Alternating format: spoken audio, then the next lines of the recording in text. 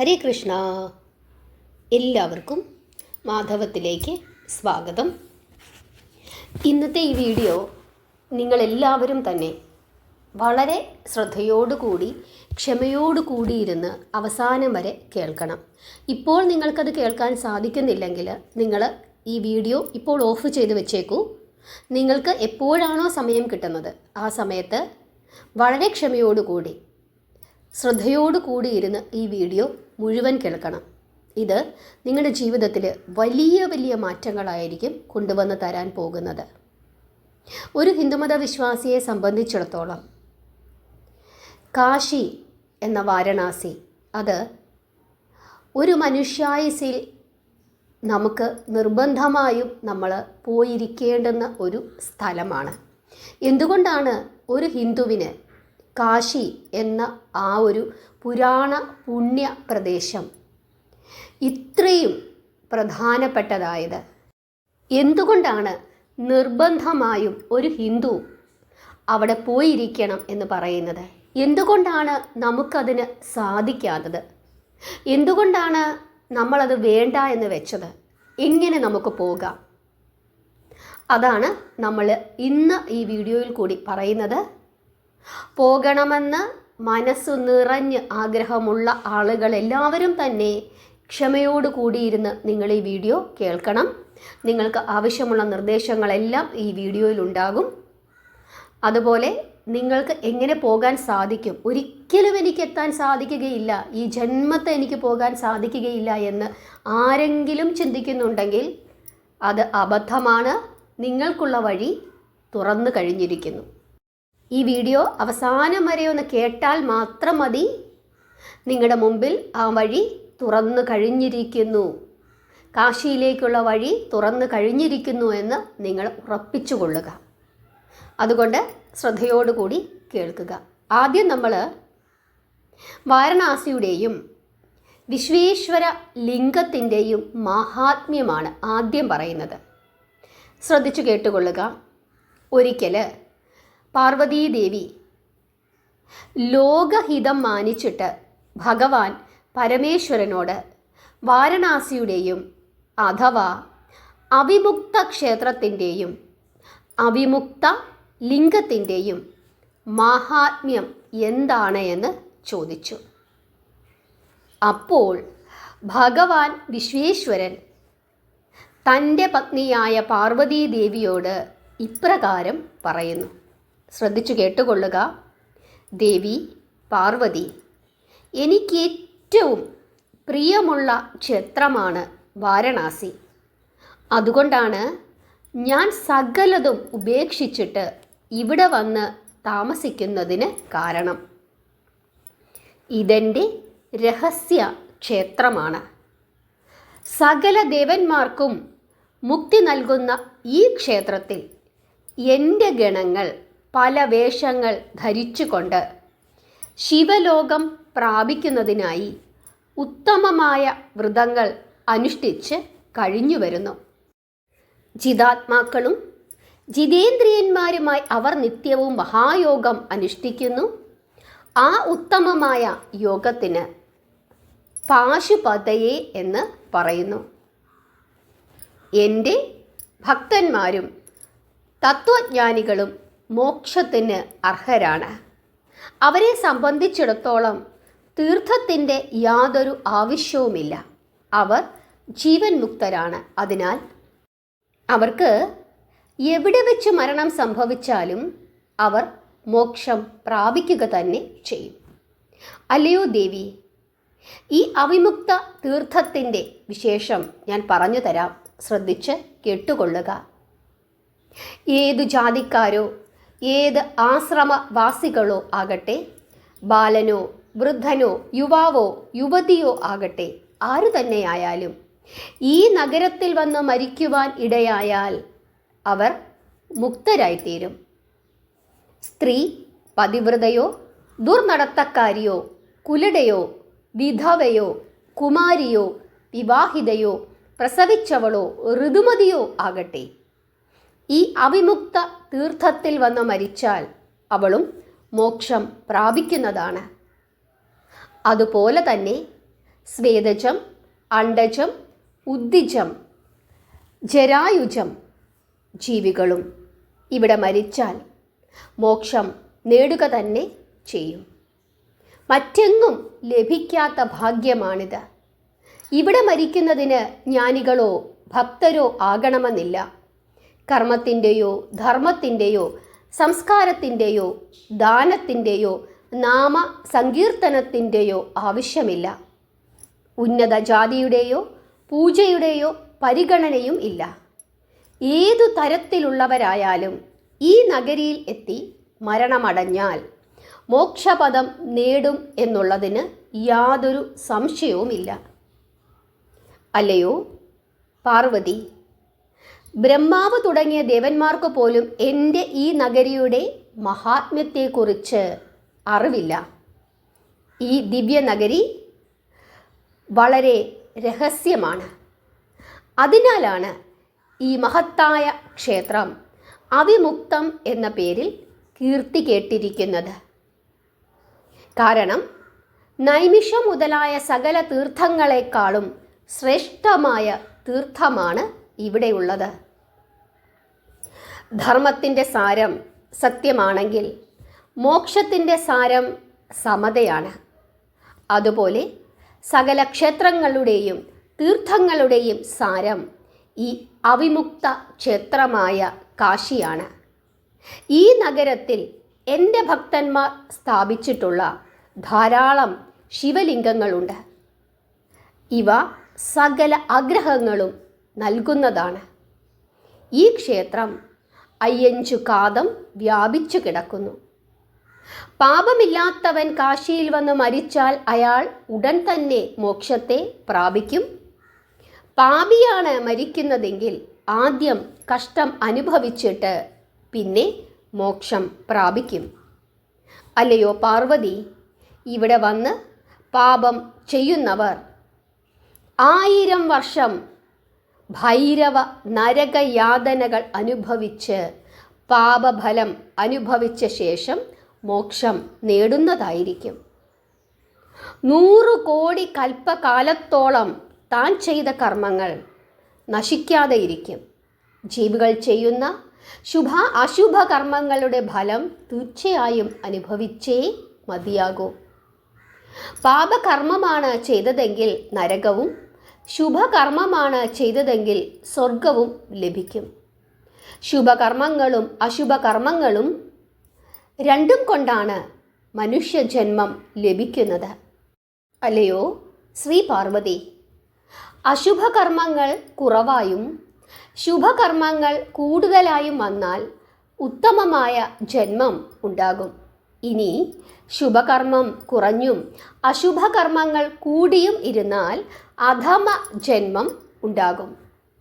ദേവി, ശുഭാശുഭകർമ്മങ്ങൾ ക്ഷയിക്കുമ്പോൾ ജീവികൾക്ക് മോക്ഷം ലഭിക്കുന്നു. ഒരാൾ കഴിഞ്ഞ ജന്മത്തിൽ കാശിയിൽ ദർശനം നടത്തിയിട്ടുണ്ടെങ്കിൽ അയാൾക്ക് ഈ ജന്മത്തിൽ കാശിയിലെത്തി മരിക്കുവാൻ സാധിക്കുന്നതാണ്.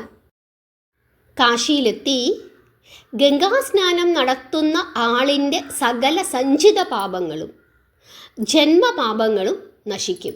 എങ്കിലും പ്രാരാബ്ധ പാപം നിശ്ചയമായും അനുഭവിക്കുക തന്നെ ചെയ്യും. എന്നാൽ കാശിയിൽ വെച്ച് മോക്ഷം നേടുന്ന ആളിൻ്റെ പ്രാരാബ്ധ കർമ്മവും നശിക്കുന്നതാണ്. അല്ലയോ പ്രിയപ്പെട്ട പാർവതി, ഒരു മനുഷ്യനെയെങ്കിലും കാശിയിൽ താമസിപ്പിക്കുന്ന ആളിന് സ്വയം കാശിവാസത്തിനുള്ള അവസരം ലഭിച്ച് മോക്ഷം കൈവരുന്നതാണ്.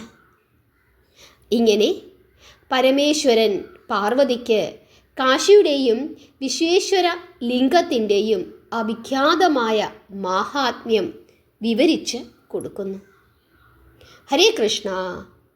നിങ്ങൾക്ക് കാശി എന്ന ആ പുരാതന പുണ്യ നഗരത്തിൻ്റെ പ്രാധാന്യം, ഭഗവാൻ ശങ്കരൻ എവിടെയാണ് വസിക്കുന്നത് എന്നുള്ള കാര്യം, ഇത് രണ്ടും നിങ്ങൾക്ക് മനസ്സിലായി എന്ന് വിശ്വസിക്കുന്നു. ഒരു ഹൈന്ദവനെ സംബന്ധിച്ചിടത്തോളം അവൻ്റെ ജീവിതത്തിലെ ഏറ്റവും ശ്രേഷ്ഠമായ ഒരു ദിവസം അത് ഏത് എന്ന് ചോദിച്ചു കഴിഞ്ഞാൽ അവൻ എന്നാണോ കാശിയിലെത്തുന്നത് ആ ദിവസമാണ്. ഒരു ഹൈന്ദവനാണോ അവൻ നിർബന്ധമായും കാശിയിൽ പോയിരിക്കണം. നമ്മൾ മലയാളികളെ സംബന്ധിച്ചിടത്തോളം നമ്മുടെയൊക്കെ ഒരു ചിന്ത വയസ്സ് കാലത്ത് പോകേണ്ടുന്ന സ്ഥലമാണ് കാശി എന്നുള്ളത്. അല്ല, നമ്മുടെ സംസ്ഥാനത്തുള്ള ആളുകൾ മാത്രമാണ് അങ്ങനെ വിശ്വസിക്കുന്നത്. മറ്റുള്ള എല്ലാ സ്ഥലങ്ങളിലെയും ആളുകൾ ഒരു കുഞ്ഞ് ജനിച്ചു കഴിഞ്ഞാൽ ആ കുഞ്ഞിനെ അവർ ഭഗവാൻ വിശ്വേശ്വരനെ കൊണ്ടുചെന്ന് കാണിക്കും. അവരാ കുഞ്ഞിനെ കാശിയിൽ നിർബന്ധമായും വളരെ ചെറുപ്പകാലത്തു തന്നെ കൊണ്ടുപോകും. പക്ഷേ നമ്മുടെ വിചാരം ഇതെവിടെയോ ദൂരെയുള്ള സ്ഥലമാണ്, നമുക്കൊരിക്കലും എത്തിപ്പെടാൻ സാധിക്കുകയില്ല, ഒരുപാട് പണം വേണം, ഒറ്റയ്ക്ക് പോകാൻ സാധിക്കുകയില്ല, ഈ ജന്മത്ത് എനിക്കതിന് സാധിക്കുകയില്ല, പറ്റില്ല പറ്റില്ല പറ്റില്ല. നമ്മുടെ മനസ്സിനെ നമ്മൾ എന്തു ചെയ്തിരിക്കുകയാണ്? പറഞ്ഞ് വിശ്വസിപ്പിച്ചിരിക്കുകയാണ്. ഈ ജന്മത്തെനിക്ക് പറ്റില്ല, എനിക്ക് സാധിക്കുകയില്ല. ഇതാണ് നമ്മുടെ ചിന്ത. പിന്നെ എങ്ങനെ നമുക്ക് പോകാൻ സാധിക്കും? വളരെ എളുപ്പത്തിൽ പോകാൻ പറ്റുന്ന ഒരു പ്രദേശമാണ് കാശി എന്നുള്ളത്. ഇഷ്ടംപോലെ ട്രെയിൻ സൗകര്യങ്ങൾ ഉണ്ട്. അതുപോലെ തന്നെ ഫ്ലൈറ്റിലാണ് പോകേണ്ടതെങ്കിൽ അതിനും സൗകര്യമുണ്ട്. പോകാൻ നമ്മളൊന്ന് മനസ്സ് കാണിച്ചാൽ മാത്രം മതി. നിർബന്ധമായും നിങ്ങൾ എന്തു ചെയ്യണം? ഇന്നു മുതൽ എനിക്ക് പോകണം, എനിക്ക് ഭഗവാനെ കാണണം, ഗംഗാനദിയിൽ സ്നാനം ചെയ്യണം, എൻ്റെ പൂർവികർക്ക് വേണ്ടി ഗംഗാതീരത്തിരുന്ന് എനിക്ക് കർമ്മങ്ങൾ ചെയ്യണം. ഇത് മനസ്സിനെ പറഞ്ഞ് വിശ്വസിപ്പിക്കണം. എനിക്ക് വേണം, അത് എനിക്ക് ആവശ്യമാണ്. ഇപ്പോൾ നിങ്ങൾക്ക് തോന്നും എൻ്റെ കയ്യിൽ പണമില്ല, അഥവാ പണമുണ്ടെങ്കിൽ തന്നെ എന്നെ കൊണ്ടുപോകാൻ ആരുമില്ല, ഞാൻ എങ്ങനെ പോകും, എനിക്കതിനുള്ള ആരോഗ്യമില്ല. ഇങ്ങനെയുള്ള ചിന്തകൾ ഇപ്പോൾ നിങ്ങളുടെ മനസ്സിലേക്ക് വരും. പക്ഷേ അതെല്ലാം അങ്ങ് മാറ്റിയേക്കുക. നിങ്ങളെ കൊണ്ടുപോകാൻ ആൾ വരും, പോകാനുള്ള പണം നിങ്ങളുടെ മുമ്പിലേക്ക് വരും, പോകാനുള്ള ആരോഗ്യവും നിങ്ങൾക്കുണ്ടാകും. ഈശ്വരനല്ലേ ഉള്ളത്? നിങ്ങൾക്ക് ഒരു തരത്തിലും പോകാനുള്ള സാഹചര്യങ്ങളില്ല എന്ന് നിങ്ങളുടെ മനസ്സിൽ നിങ്ങളിങ്ങനെ പറഞ്ഞുകൊണ്ടിരുന്നു കഴിഞ്ഞാൽ നിങ്ങൾക്ക് ഈ ജന്മത്ത് പോകാൻ സാധിക്കുകയില്ല. പക്ഷേ എനിക്ക് പറ്റും, ഇന്നല്ലെങ്കിൽ നാളെ എനിക്കതിനുള്ള സാഹചര്യം ഉണ്ടാകും, ഭഗവാൻ എന്നെ വിളിക്കും, അപ്പോൾ ഞാൻ എങ്ങനെയെങ്കിലും അവിടെ എത്തും, എനിക്ക് പറ്റും, ഇങ്ങനെ അങ്ങ് പറയണം. എന്നിട്ട് നമഃശിവായ മന്ത്രം അങ്ങ് ജപിച്ചുകൊണ്ടിരിക്കണം. കഴിഞ്ഞ വീഡിയോയിൽ പഞ്ചാക്ഷര മന്ത്രത്തിൻ്റെ ആ ശക്തിയെപ്പറ്റി ഞാൻ നിങ്ങളോട് പറഞ്ഞു. ജപിച്ചുകൊണ്ടിരിക്കുക. എൻ്റെ അനുഭവമാണ് ഞാൻ പറയുന്നത്. പോയി 2 തവണ, ഇനിയും പോകും. അതുകൊണ്ട് എനിക്ക് പറ്റും പറ്റും പറ്റുമെന്ന് പറയുക. നിങ്ങളുടെ മുമ്പിലേക്ക് അതിനുള്ള സാഹചര്യങ്ങൾ ഉടൻ തന്നെ എത്തും. ഭഗവാനോട് പ്രാർത്ഥിക്കുക, എനിക്ക് വരണം ഭഗവാനെ, എനിക്കതിന് സാധിക്കണം, എന്നെ ഒന്ന് കൊണ്ടുപോകണം എന്ന് ഭഗവാനോട് ഇങ്ങനെ പറഞ്ഞുകൊണ്ടിരിക്കണം. തീവ്രമായി ആഗ്രഹിച്ചു കൊള്ളുക. നിങ്ങൾക്ക് അതിനുള്ള എല്ലാ സാഹചര്യങ്ങളും ഉണ്ടാകും. നിങ്ങൾക്ക് ഞാനൊരു ഫോൺ നമ്പർ തരാം. ആർക്ക് കാശിയിൽ പോകണം എന്ന് ആഗ്രഹമുണ്ടെങ്കിലും ഈ ഫോൺ നമ്പറിൽ വിളിച്ചിട്ട് നിങ്ങൾ പോവുക. ഫോൺ നമ്പറിൽ വിളിക്കുമ്പോൾ നിങ്ങൾ പറയണം, മാധവം എന്ന യൂട്യൂബ് ചാനൽ കണ്ടിട്ടാണ് വിളിക്കുന്നത് എന്ന് പറഞ്ഞു കഴിഞ്ഞാൽ കൂടുതൽ ശ്രദ്ധയോടുകൂടി അവരെ എല്ലാ കാര്യങ്ങളും കേൾക്കും. മലയാളികളാണ്, മലയാളികളുടെ സ്ഥാപനമാണ്. നിങ്ങൾക്ക് വളരെ ചിലവ് കുറഞ്ഞുള്ള താമസ സൗകര്യങ്ങളും ക്ഷേത്രത്തിൽ പോയി തൊഴാനുള്ള മറ്റു സംവിധാനങ്ങളും അതുപോലെ തന്നെ ബലിയിടാനുള്ള സകല കാര്യങ്ങളും നിങ്ങൾക്ക് അവർ സാധിച്ചു തരും. നിങ്ങൾ ഫോൺ ചെയ്ത് പറഞ്ഞാൽ മാത്രം മതി. എല്ലാ കാര്യങ്ങളും അവർ നിങ്ങൾക്ക് പറഞ്ഞു തരും. ഭാഷ എന്ന പ്രശ്നം നിങ്ങൾക്കുണ്ടാവുകയില്ല. ആര് എപ്പോൾ പോകാൻ ആഗ്രഹിക്കുന്നുവോ ഈ ഫോൺ നമ്പറിലൊന്ന് വിളിക്കുക. നമ്മൾ അഖാഡകൾ എന്ന് കേട്ടിട്ടുണ്ട് ഇല്ലേ? കുംഭമേളയിൽ സ്നാനം ചെയ്യുന്ന സന്യാസി സമൂഹങ്ങളാണ് അഖാഡകൾ. അതിൽ ജുന അഖാഡ എന്ന് നിങ്ങൾ കേട്ടിട്ടുണ്ടാകും. ജുന അഖാഡയുടെ പ്രധാനി മഹാമണ്ഡലേശ്വർ ആനന്ദവനം ഭാരതി എന്ന ഒരു സന്യാസി ശ്രേഷ്ഠനുണ്ട്. അദ്ദേഹം മലയാളിയാണ്. അദ്ദേഹത്തിൻ്റെ നേതൃത്വത്തിൽ അവിടെ ഒരു സ്ഥാപനമുണ്ട്. നമ്മുടെ വീഡിയോ ഇതിനു മുമ്പ് കണ്ടിട്ട് ഒരു ചേച്ചിയും ആ ചേച്ചിയുടെ ഭർത്താവും അവർ രണ്ടുപേരും കൂടി അവിടെ പോയിരുന്നു. ഞാൻ കൊടുത്ത ആ നമ്പർ ഫോൺ വിളിച്ച് ചോദിച്ചിട്ടാണ് അവർ പോയത്. അവർ പോയതിന് ശേഷം നമ്മുടെ വീഡിയോയ്ക്ക് താഴെ വന്ന് അവരെ കമൻറ്റും ചെയ്തിരുന്നു. അവർക്ക് നല്ല അനുഭവങ്ങളാണ് ഉണ്ടായത്. സുഖമില്ലാത്ത ആളുകളായിരുന്നു, പക്ഷേ അവർക്ക് അവിടെ ഒരു കുറവും ഉണ്ടായില്ല. വളരെ ഭംഗിയായി അവർക്ക് കർമ്മങ്ങൾ അനുഷ്ഠിക്കുവാനും ക്ഷേത്രത്തിൽ പോയി അവരുടെ പ്രാർത്ഥനകളൊക്കെ ചെയ്യുവാനും സാധിച്ചു. ഇപ്പോൾ നിങ്ങൾ വിചാരിക്കും ഒരുപാട് പൈസയാകുമെന്ന്. ഇല്ല, നിങ്ങൾ ഞെട്ടിപ്പോകും. അത്ര തുച്ഛമായ പണത്തിൽ നിങ്ങൾക്ക് എല്ലാ കാര്യങ്ങളും അവിടെ നിന്നും സാധിച്ചെടുക്കാൻ പറ്റും. പോകണമെന്ന് ആഗ്രഹിക്കുക. ഭഗവാൻ നിങ്ങളുടെ മുമ്പിലേക്ക് അതിനുള്ള വഴി കൊണ്ടുവന്ന് നൽകും. ഈ ഫോൺ നമ്പർ ഞാൻ ഈ വീഡിയോയ്ക്ക് അവസാനം എഴുതി കാണിക്കാം. ആ നമ്പറിൽ വിളിച്ചു ചോദിച്ചിട്ട് നിങ്ങൾ പോവുക. പൂർവികർക്ക് ബലികർമ്മങ്ങൾ അനുഷ്ഠിക്കുവാൻ ആഗ്രഹിക്കുന്ന ആരെങ്കിലും ഉണ്ടോ? അവർ കാശിയിൽ പോയി നിങ്ങളുടെ പൂർവികർക്ക് വേണ്ടിയിട്ടുള്ള ബലികർമ്മങ്ങൾ അനുഷ്ഠിക്കുക. നമ്മൾ പറയും, എനിക്ക് രാജയോഗമാണ്, എനിക്കിപ്പോൾ ശുക്രദശയാണ്, പക്ഷേ ഇതാണോ എൻ്റെ ശുക്രൻ? എൻ്റെ ജാതകത്തിൽ രാജയോഗമുണ്ട് എന്ന് പറയുന്നു, പക്ഷേ എനിക്കൊരു യോഗവും ഉണ്ടാകുന്നില്ല. എന്തുകൊണ്ടാണ്? നമ്മുടെ പൂർവികർ സന്തോഷിക്കാത്തത് കൊണ്ടാണ്. അവർക്ക് വേണ്ടിയിട്ടുള്ള ബലികർമ്മങ്ങൾ നമ്മൾ അനുഷ്ഠിക്കാത്തത് കൊണ്ടാണ്. ഇപ്പോൾ നമ്മൾ വിചാരിക്കും, എൻ്റെ അച്ഛനും അമ്മയും ജീവിച്ചിരിക്കുന്നുണ്ടല്ലോ, പിന്നെ ഞാൻ ആർക്കു വേണ്ടിയിട്ടാണ് കർമ്മങ്ങൾ അനുഷ്ഠിക്കേണ്ടത് എന്ന്.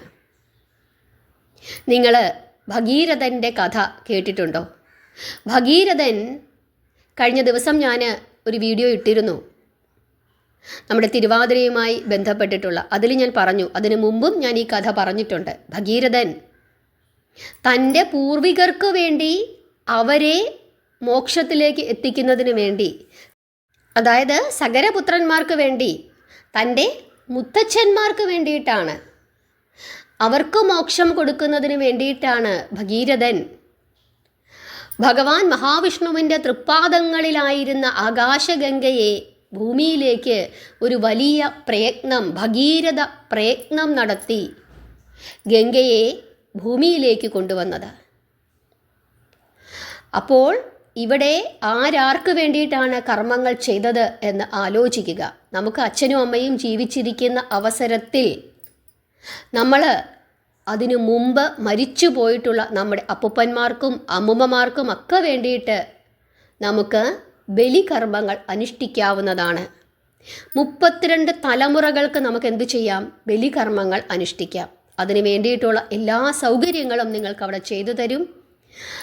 നിസ്സാരമായ പൈസ മാത്രം മതി ഈ കർമ്മങ്ങളൊക്കെ അനുഷ്ഠിക്കുന്നതിനായിട്ട്. കാരണം പണമല്ല മുഖ്യം. ഏതു പ്രദേശത്തിരുന്നു കൊണ്ടാണോ നമ്മൾ ഈ കാര്യങ്ങൾ ചെയ്യുന്നത്, അവിടെയാണ് പ്രാധാന്യമുള്ളത്. അതിനാണ് പ്രാധാന്യം. അതുകൊണ്ട് തന്നെ ജീവിതത്തിൽ ഒരു ഉയർച്ച ഉണ്ടാകുന്നില്ല. എത്ര വഴിപാടുകൾ കഴിച്ചിട്ടും, എത്ര നാമം ജപിച്ചിട്ടും, എത്ര ക്ഷേത്രങ്ങളിൽ പോയിട്ടും ഉദ്ദേശിക്കുന്ന തരത്തിൽ നമുക്ക് മുമ്പോട്ട് പോകാൻ സാധിക്കുന്നില്ല എന്നുണ്ടെങ്കിൽ പൂർവികർക്ക് കടം വരുത്തിയിരിക്കുന്നു. പ്രത്യേകിച്ച് മകം എന്ന നക്ഷത്രത്തിൽ പിറന്ന ആളുകൾ നിർബന്ധമായും അവർക്ക് ജീവിതത്തിൽ രക്ഷപ്പെടണം എന്ന് ആഗ്രഹമുണ്ടെങ്കിൽ പിതൃക്കളെ തൃപ്തിപ്പെടുത്തിയേ മതിയാകൂ. അതുകൊണ്ട് ഇവിടെ ഈ കർക്കടക വാവൊക്കെ വരുന്ന സമയത്ത് ഞാൻ ബലിയിടുന്നുണ്ട്. എങ്ങനെയാണ് ബലിയിടുന്നത് എന്ന് നിങ്ങൾക്ക് എല്ലാവർക്കും അറിയാമല്ലോ. ഒരു ഇലയിൽ വെച്ച പിണ്ടം മറ്റൊരിലയിലേക്ക് മാറ്റി എന്നൊക്കെ പറഞ്ഞ് കഴിഞ്ഞ തവണയും ധാരാളം പരാതികളൊക്കെ നമ്മൾ കേട്ടു അല്ലേ? ബലിയിടാൻ സ്ഥലം കിട്ടിയില്ല, നമ്മൾ ആഗ്രഹിച്ച രീതിയിലുള്ള കാര്യങ്ങളൊന്നും ചെയ്യാൻ പറ്റിയിട്ടില്ല. അതുതന്നെയുമല്ല, ഏത് വിധത്തിലുള്ള കർമ്മങ്ങളാണ് നമ്മളെ കൊണ്ട് അവിടെ ചെയ്യിപ്പിക്കുന്നത്, എല്ലാം ഒരു വഴിപാട് അല്ലേ? അതുകൊണ്ടാണ് നമ്മൾ വഴിപാട് പോലെ ആ കർമ്മങ്ങൾ അനുഷ്ഠിച്ചതുകൊണ്ട് യാതൊരു പ്രയോജനവും ഇല്ല എന്ന് പറയുന്നത്. അതുകൊണ്ട് ആഗ്രഹിക്കുക, എന്തെങ്കിലും ഒരു അവസരം വീണ് കിട്ടുന്നുണ്ടെങ്കിൽ നിങ്ങൾ പൊയ്ക്കൊള്ളുക. ഞാൻ ഈ പറഞ്ഞ ഫോൺ നമ്പറിൽ വിളിച്ചാൽ മതി. നിങ്ങൾക്ക് വേണ്ട എല്ലാ സൗകര്യങ്ങളും അവിടെ ചെയ്തു തരും. നിങ്ങളൊന്ന് ഫോൺ ചെയ്യുമ്പോൾ ഒന്ന് പറഞ്ഞേക്കൂ, ഇതുപോലെ വീഡിയോ കണ്ടിട്ട് വിളിക്കുകയാണ് എന്ന് പറഞ്ഞേക്കൂ. അപ്പോൾ അവർക്ക് പെട്ടെന്ന് തന്നെ മനസ്സിലാവുകയും ചെയ്യും. നിങ്ങൾക്ക് ഞാൻ പറഞ്ഞ കാര്യങ്ങളൊക്കെ മനസ്സിലായി എന്ന് വിശ്വസിക്കുന്നു. വളരെ വളരെ പ്രധാനപ്പെട്ട ഒരു കാര്യമാണ് ഇന്ന് ഞാൻ നിങ്ങളോട് പറഞ്ഞത്. കാരണം നിർബന്ധമായും നമ്മുടെ കർമ്മഫലങ്ങൾ, പ്രാരാബ്ധ ദോഷങ്ങൾ ഇവയൊക്കെ മാറണം എന്ന് നമ്മൾ ആഗ്രഹിക്കുന്നുവെങ്കിൽ നിങ്ങൾ പോകാൻ തയ്യാറായിക്കൊള്ളുക. ഭഗവാൻ നിങ്ങൾക്ക് വേണ്ട വഴി കാണിച്ചു തരും. 100% ഉറപ്പാണ്. ഈ നമ്പർ നിങ്ങൾ സൂക്ഷിച്ചു വെച്ചുകൊള്ളുക. ആഗ്രഹിക്കണം. പറ്റില്ല എന്ന് എപ്പോഴും പറഞ്ഞുകൊണ്ടിരിക്കരുത്. പറ്റും പറ്റും പറ്റും, എനിക്കതിന് സാധിക്കും, ഇന്നല്ലെങ്കിൽ നാളെ പറ്റും. ഇത് മനസ്സിനെ പറഞ്ഞ് വിശ്വസിപ്പിക്കണം. ഫോൺ നമ്പർ നിങ്ങൾ എടുത്തുകൊള്ളുക. ഞാനിപ്പോൾ ഇവിടെ എഴുതി കാണിക്കാം. നിങ്ങൾ ശ്രദ്ധിച്ച് എഴുതിയെടുക്കണം. ഇതാണ് ഫോൺ നമ്പർ. 2 ഫോൺ നമ്പറുണ്ട്. ഇതിലേതെങ്കിലും നിങ്ങൾക്ക് വിളിക്കാവുന്നതാണ്. വിളിച്ച് നിങ്ങൾ താമസ സൗകര്യവും ബലിയിടാനുള്ള മറ്റ് സൗകര്യങ്ങളുമൊക്കെ അവിടെ വിളിച്ച് ചോദിച്ച് ചെയ്യണം. എങ്ങനെ ചെല്ലണം, നിങ്ങളുടെ സ്ഥലം എവിടെയാണെങ്കിൽ ഇവിടെ നിന്നും എവിടെ ചെല്ലണം, ഏത് വണ്ടിയിൽ കയറണം, ഈ കാര്യങ്ങളൊക്കെ തന്നെ അവർ വളരെ കൃത്യമായി തന്നെ നിങ്ങൾക്ക് പറഞ്ഞു തരും. നിങ്ങൾക്ക് മനസ്സിലായി എന്ന് വിശ്വസിക്കുന്നു. നിങ്ങൾ നിർബന്ധമായും പോകണം. നമ്മുടെ ജീവിതത്തിൽ ഒരിക്കലെങ്കിലും അവിടെ പോയി നമ്മുടെ പൂർവികർക്ക് വേണ്ടി നമ്മൾ ബലികർമ്മങ്ങൾ അനുഷ്ഠിക്കുക തന്നെ ചെയ്യണം. എല്ലാവർക്കും മനസ്സിലായി എന്ന് വിശ്വസിക്കുന്നു. നാമം ജപിക്കുക, പ്രാർത്ഥിക്കുക. ഹരേ കൃഷ്ണ.